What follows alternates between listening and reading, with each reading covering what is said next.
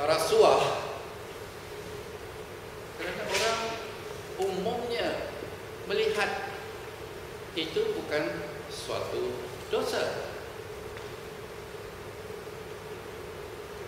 Selagi yang beri reda, yang menerima reda, soal keadilan tidak timbul. Jadi nilai menerima sesuatu yang tidak baik itu menyebabkan rasuah bersibaran. Budaya rasuah ada nilainya. Jadi kerana itulah Islam memberikan kita satu alat yang boleh digunakan sebagai dasar, sebagai teras untuk menopang satu pembangunan budaya yang abadi, yang unik. Kalau kita tidak memanfaatkannya, selagi itulah kita tidak akan ada suatu usaha pasti dan mulia dalam membangun satu budaya yang kuat. Kerana kita mengabaikan tradisi keintelakan juga, kita tidak dapat memahami proses bagaimana budaya terbentuk dan dibangunkan. Kenapa orang-orang Afrika tarian-tarian mereka banyak merupakan gerakan-gerakan tangan dan badan, hentak-hentak kaki dan sebagainya? Bukan kerana mereka dijadikan oleh Allah kalau menari mesti dalam bentuk yang demikian. Ada nilai. Proses ini kita tidak faham. Umpamanya dalam sebuah kehidupan masyarakat majmuk, kita fikir cara paling mudah untuk menjalin kehidupan masyarakat majmuk ialah dengan mencantumkan atau menggabungkan seni tari berbagai ras menjadi satu. Lagu India, tempo Cina, lemah lembut Melayu, atau sebaliknya. Ya, hasilnya sebuah tarian. Tapi artifak seperti itu tidak akan kekal selagi dasarnya adalah dasar yang tidak abadi atau kekal. Nah, sorry tadi terlepas ya.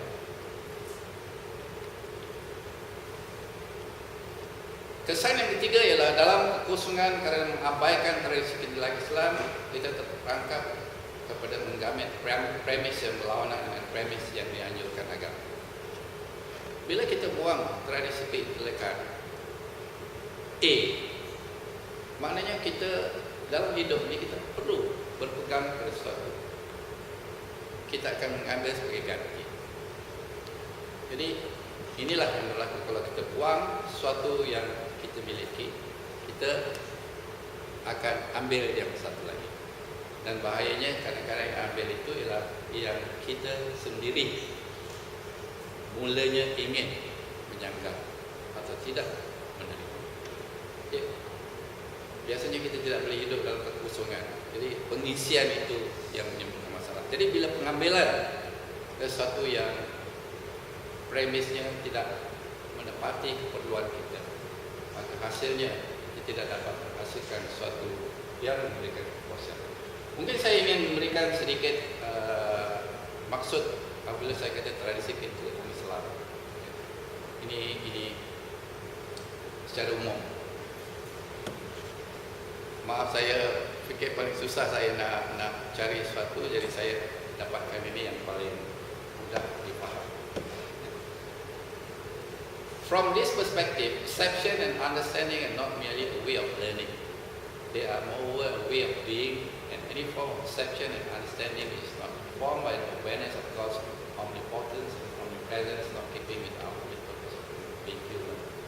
Jadi secara umum, tradisi keadilan Islam menekankan bahawa segala sesuatu itu adalah berasal dari satu dan akan kembali kepada yang satu. Jadi there is no such thing. Kita boleh bercakap dari segi sejarah dalam perspektif dan nilai yang lain yang tidak ada kaitan dengan perspektif kemasyarakatan dan sebagainya. Semuanya adalah dianggap sebagai science of ultimate reality.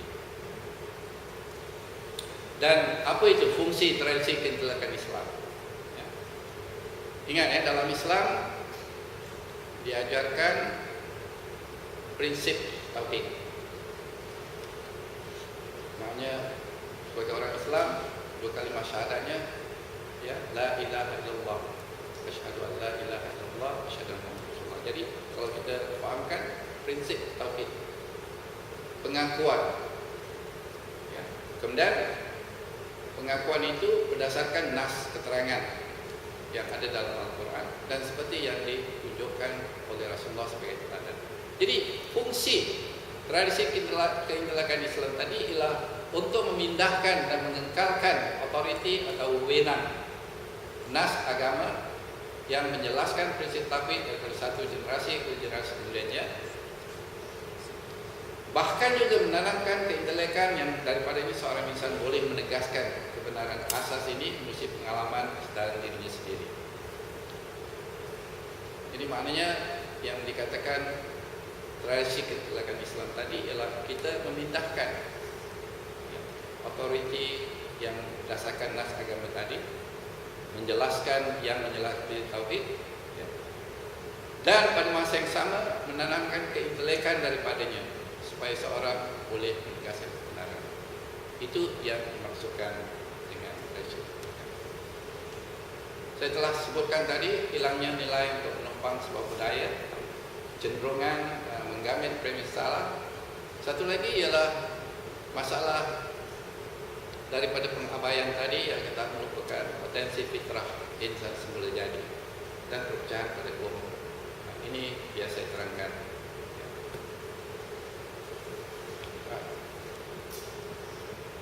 Bahaya satu, apa yang saya sebutkan menggamit premis salah.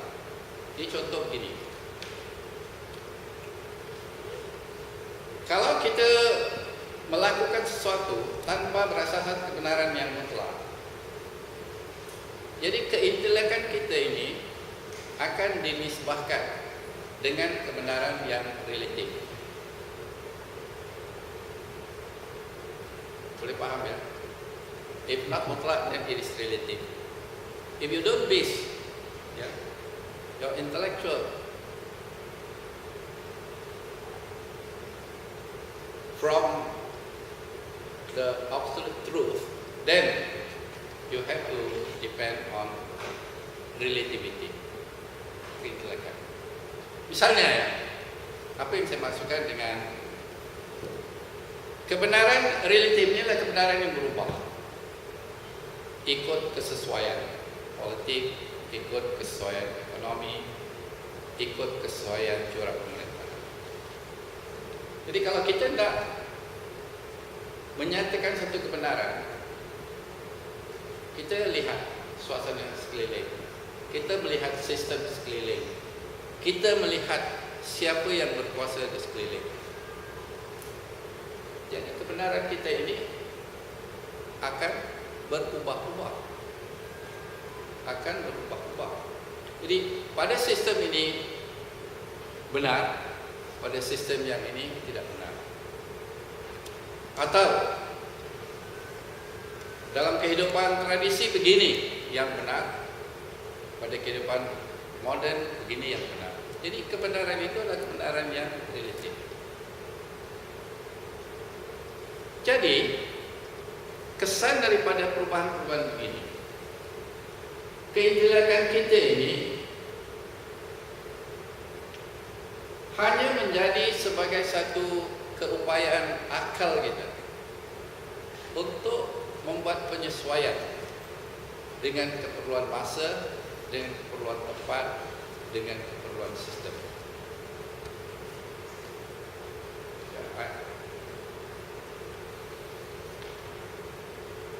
Minta maaf, saya tak tahu. Faham ke? Boleh tak diterima? Artinya kalau kita, saya terangkan tadi konsep kebenaran yang telah itu harus base-nya satu. Dari kebenaran yang mutlak itu, daripada kepercayaan kepada Tuhan yang tunggal itu, maka akan berlaku segala aktiviti yang lain. Creation kita, penulisan kita, pemikiran kita, idea kita, pengajaran kita. Kalau kita tidak berfokus kepada kebenaran seperti ini, maknanya kebenaran kita adalah relatif. Sekejap atas dasar A, sekejap atas dasar B, sekejap dasar C. Kebenaran keintelekan yang berdasarkan kepada relatif seperti ini bahaya. Sebab dia mungkin benar hanya pada satu ketika, pada satu suasana, tapi tidak benar pada satu ketika suasana yang lain.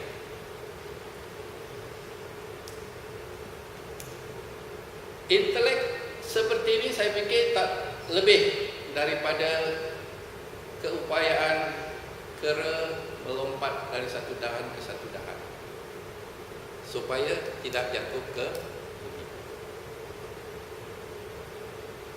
I think that's the best I can explain. Maybe you can ask me later.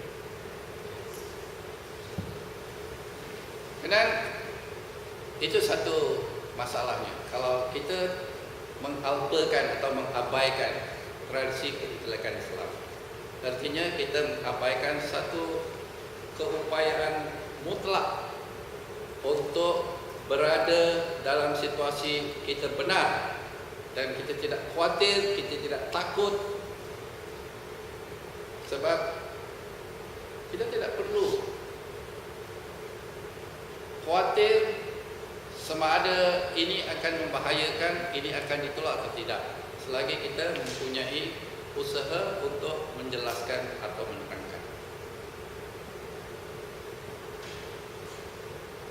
Kalau kita menulislah, ya, orang kata poetic justice dalam penulisan. Poetic justice itu ya memang dari segi penulisan ada istilah itu, ya, atau penulisan yang sastra, untuk tujuan sastra kita boleh. Tapi apakah sebagai seorang intelek yang bertanggungjawab kita mau menggunakannya untuk membolehkan apa sahaja selagi ia berada dalam domain sastra? Umpamanya itulah soalannya. Oh, dalam sastra saya boleh berbohong misalnya, ya. Bagi orang yang berpegang pada kebenaran yang mutlak, dia akan berfungsi sebagai intelek yang akan menganggap segala kebohongan sesuatu yang tertolak, sebab ia membahayakan kehidupan manusia itu sendiri, termasuk kehidupannya. Itu yang ingin saya tegaskan. Ruginya kalau kita membangun satu budaya yang tidak berteraskan pada satu nilai yang kebenarannya boleh abadi dalam segala situasi dan segala masa. Yang kedua, dalam Islam, ya, Islam tidak melihat insan itu sebagai makhluk yang sudah berbuat dosa, yang harus ditebus dosanya. Tapi dalam Islam, manusia dilihat sebagai insan yang suci. Insan yang suci, maknanya sekitarannya yang mempengaruhi dia. Satu. Cuma Islam juga menulis beberapa ayat Quran menjelaskan bahwa manusia ini sifatnya adalah pelupa. Ya. Jadi sebagai insan yang pelupa, manusia ini perlu sentiasa diberi peringatan.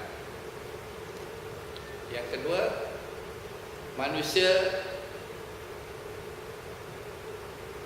sifat asalnya adalah jahil, tidak mengetahui, lalu perlu diberi petunjuk untuk mereka.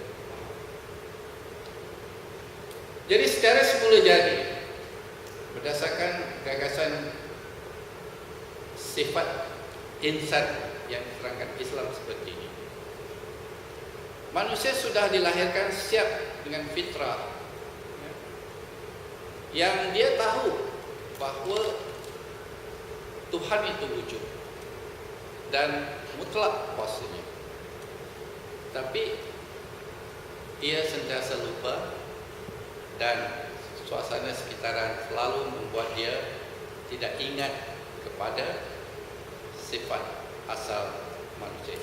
Jadi kerana itu manusia perlu diberi peringatan, diberitahu dan sebagainya.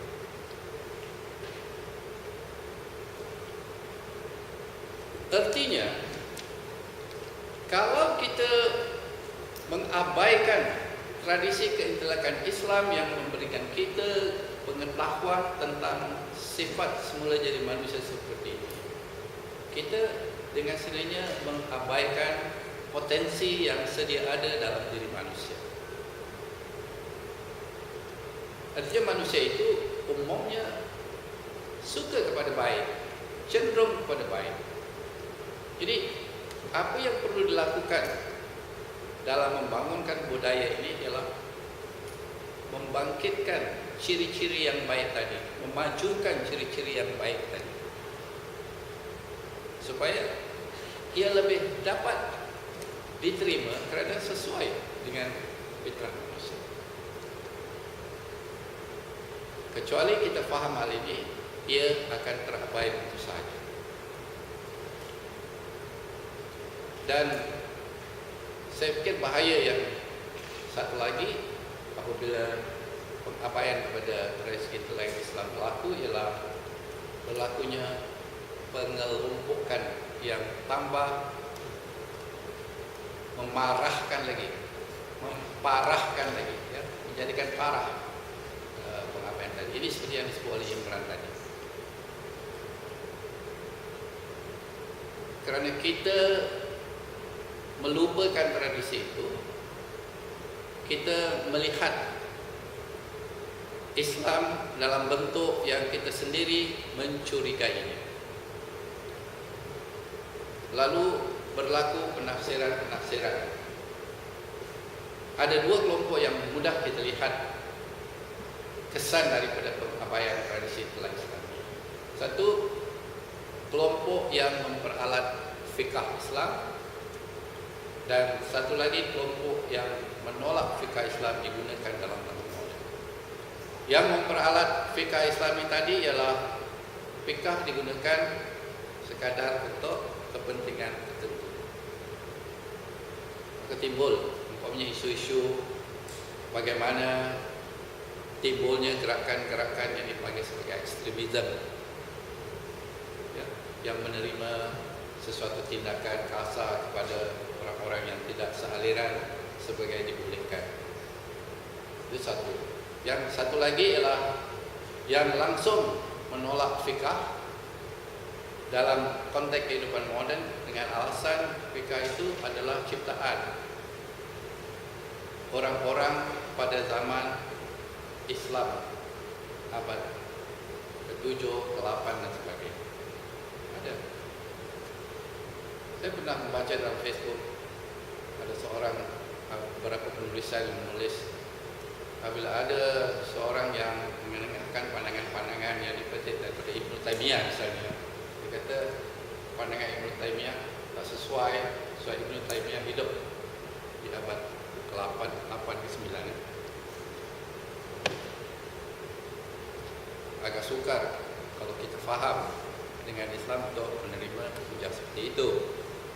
Sebab kalau kita tidak boleh menerima Ibnu Taimiyah kerana dia hidup tahun abad 7, kita terpaksa menolak Al-Quran yang diturunkan lebih awal. Kita terpaksa menolak hadis Nabi. Jadi ini adalah pengaruh premis yang dipinjam daripada bekas-bekas penakluk di negara-negara Islam yang mengatakan, padahal dalam gagasan Islam, prinsip Islam ialah kalau yang benar itu berdasarkan kebenaran yang mutlak, ia boleh dipakai untuk semua masa. Cuma penafsirannya sahaja yang mungkin tidak kena. Yang kedua, antara kelompok pemurni agama seperti yang kata Imran tadi, dengan reformis agama. Di satu pihak kita melihat kelompok pemurni agama yang mau penafsiran Islam dibuat secara literal sahaja, tanpa memikirkan bahawa kehidupan manusia ini adalah satu kehidupan yang dinamik. Dan golongan reformis pula adalah golongan yang lebih mementingkan pandangan-pandangan yang mereka pinjam daripada nalur mereka. Jadi mereka melihat sesuatu itu sebagai dikondisikan oleh relativism. Maknanya, ya mungkin ini benar dalam sesuatu ini, tapi tidak benar. Selagi kita berkelakar dalam isu itu, kita tidak akan dapat satu kemutlakan dari segi kebenaran. Kerana scientism, saya tidak kata scientificism, tapi scientism. Scientism maknanya ialah apa yang tidak boleh dibuktikan secara empirikal, itu tidak boleh diterima. Dalam sudut agama, itu adalah suatu pandangan yang tidak semestinya tepat.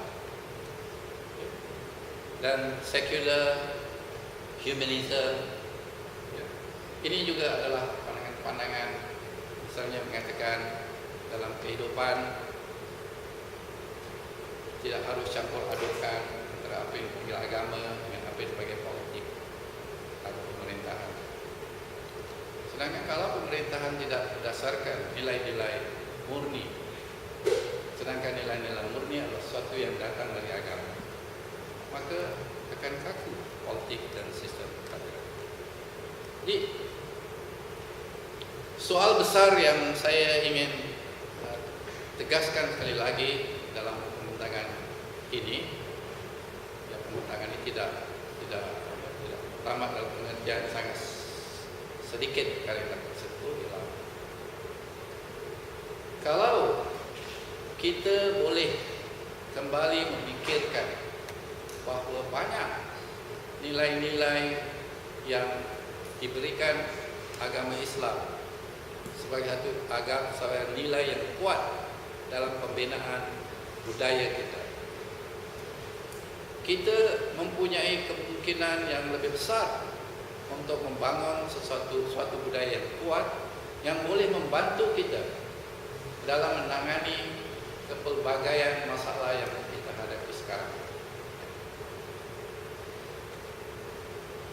Dan pada masa yang sama, kita tidak terlalu dipengaruhi oleh premis-premis yang semakin banyak kita mengabaikan tradisi keintelekan Islam, semakin banyak kita bergantung kepada premis-premis yang sebenarnya kita sudah perlu menolaknya jika kita yakin dengan nilai-nilai kuat yang diberikan oleh agama.